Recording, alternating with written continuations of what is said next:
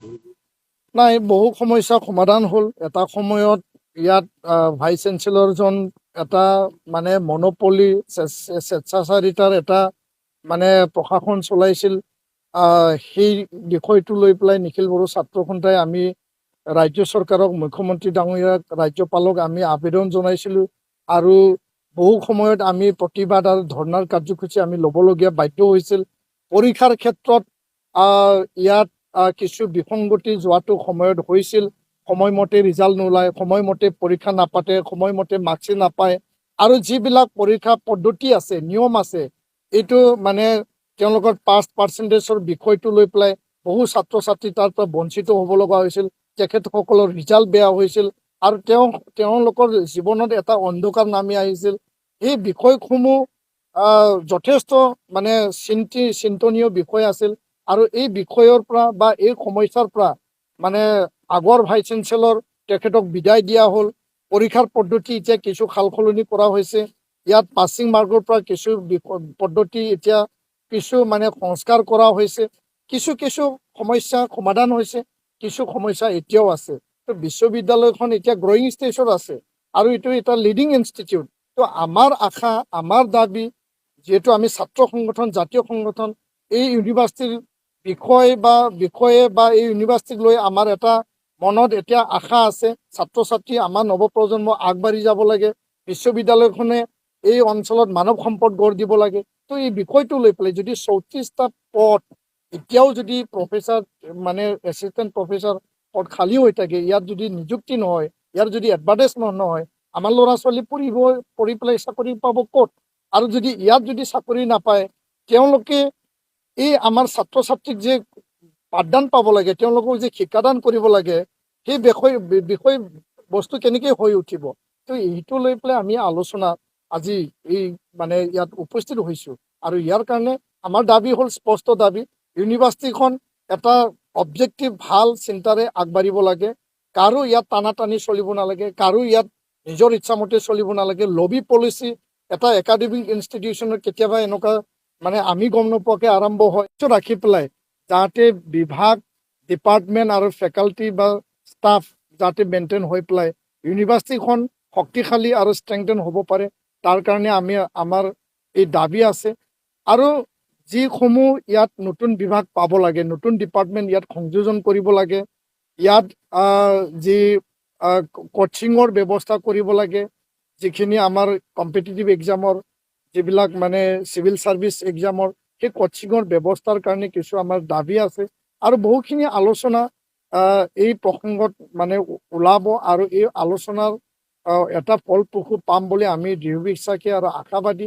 আৰু আমি এটা কথা স্পষ্ট কৰিছোঁ, এটা ইউনিভাৰ্চিটিখন ভাইচ চেঞ্চেলৰ, ৰেজিষ্ট্ৰাৰ, দুয়ো মুৰব্বী আৰু গোটেই ইউনিভাৰ্চিটিৰ যিখিনি ডিপাৰ্টমেণ্ট আৰু ফেকাল্টি আছে, ষ্টুডেণ্ট আৰু টিচাৰ আছে, এটা মানে কমন এটা এজেণ্ডা আৰু অবজেক্টিভ লৈ পেলাই আগবাঢ়ি যাব লাগে, যাতে বিশ্ববিদ্যালয়খন মানে আগবাঢ়ি যায়। যোৱাকালি অসমৰ মাননীয় মুখ্যমন্ত্ৰী ডক্টৰ হিমন্ত বিশ্ব শৰ্মা ডাঙৰীয়াই কোকৰাঝাৰত উপস্থিত হৈ পেলাই কোকৰাঝাৰ ইউনিভাৰ্চিটি আধাৰশিলা স্থাপন কৰিছে। আমি তেখেতক ধন্যবাদ জনাইছোঁ। আৰু কোকৰাঝাৰ ইউনিভাৰ্চিটি আগবাঢ়ি যাওক, আমি সকলোৱে একেলগে কাম কৰিম। কিন্তু বড়োলেণ্ড বিশ্ববিদ্যালয় শ্বহীদৰ তেজৰ বিনিময়ত, শ্বহীদৰ কেঁচা তেজৰ মানে অৱদানত সেই বিশ্ববিদ্যালয় স্থাপন হৈছে। যোৱাটো সময়ত বিভিন্ন বিসংগতি, বিভিন্ন ভেমেজালি, বিভিন্ন মানে ইয়াত সংঘাত, বিভিন্ন পৰিৱেশ আমি দেখিবলৈ পালোঁ। আৰু তেনেকুৱা পৰিৱেশ আমি পুনৰ বিচৰা নাই। ইউনিভাৰ্চিটিৰ গোটেই ফেকাল্টি ইউনিভাৰ্চিটিৰ টীম হিচাপে কাম কৰিব লাগে। ইয়াত কাৰো মানে মইমতালি, কাৰো দাদাগিৰি, কাৰো এনেকুৱা হস্তক্ষেপ চলিব নালাগে। আমি এইটোৱেই বিচাৰোঁ। আৰু কমন এটা এজেণ্ডা আৰু ইণ্টাৰেষ্ট লৈ পেলাই সেই ইউনিভাৰ্চিটিখন আগুৱাই নিয়াৰ ক্ষেত্ৰত ইউনিভাৰ্চিটি কৰ্তৃপক্ষ সকলো টীম হৈ পেলাই কাম কৰিব লাগে, সেইটোৱে আমাৰ আহ্বান। আৰু ছাত্ৰ ছাত্ৰীৰ ভৱিষ্যত চিন্তা কৰি পেলাই তেওঁলোকৰ ৰিজাল্ট, তেওঁলোকৰ পৰীক্ষা, তেওঁলোকৰ মাৰ্কিং, তেওঁলোকৰ সকলো যিবিলাক শৈক্ষিক বিষয় আৰু দিশ আছে, কোৱালিটি এডুকেশ্যন আৰু উচ্চ শিক্ষা, যোনটো অসমৰ দক্ষিণ প্ৰান্ত বড়োলেণ্ডত যোনটো হাৰ্টলেণ্ডত এই বিশ্ববিদ্যালয় স্থাপিত হৈছে, যি উদ্দেশ্যৰে স্থাপিত হৈছিল, এইটো বাস্তৱত ৰূপায়িত হ'ব লাগে। আজি আমি নিখিল বড়ো ছাত্ৰ সন্থাৰ কেন্দ্ৰীয় কমিটি আৰু ইউনিভাৰ্চিটি ইউনিট কমিটি যৌথভাৱে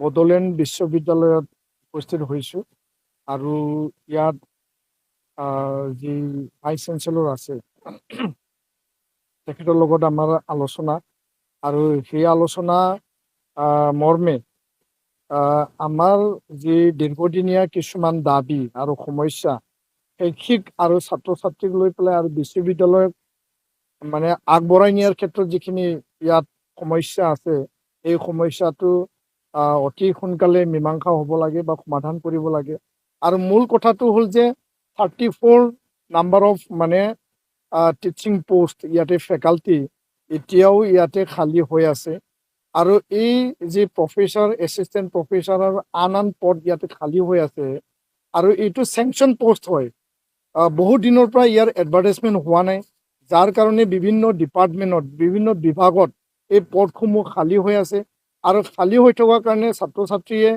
তেওঁলোকে যিখিনি ফেকাল্টিৰ পৰা ক্লাছ বা আন যিখিনি সহায় পাব লাগে তাত যি পাঠদানৰ যথেষ্ট ইয়াত সমস্যা হৈছে আৰু আমাৰ যিবিলাক অলৰেডি বিভিন্ন বিশ্ববিদ্যালয়ৰ পৰা বা এই বিশ্ববিদ্যালয়ৰ পৰা তেওঁলোকে ডিগ্ৰী আহৰণ কৰিলে যাৰ PhD আছে যাৰ নেট স্লেট আছে বা তেওঁলোকক নিযুক্তি পোৱাৰ এটা পথ প্ৰশস্ত কৰিব লাগে সেই কামটো বহুত দিনৰ পৰা হোৱা নাই তো ইয়াৰ কাৰণে আমাৰ দাবী আছিল যে অতি সোনকালে সেই পদসমূহ এডভাৰটাইজমেণ্টৰ যোগেদি আমাৰ এই অঞ্চলৰ বা আমাৰ স্থানীয় তেওঁলোকক প্ৰাধান্য দি পেলাই বা এই চিক্সিডেল অঞ্চলৰ প্ৰাধান্য দি পেলাই নিযুক্তি প্ৰক্ৰিয়া অতি সোনকালে কৰিব লাগে সেই আলোচনা আছে আৰু দ্বিতীয় কথাটো হ'ল যে 59টা নন টিচিং যি পোষ্ট আছে যিবিলাক বিভিন্ন মানে ষ্টাফ হয় তেওঁলোকক মানে যি চেংচন পষ্টৰ কাৰণে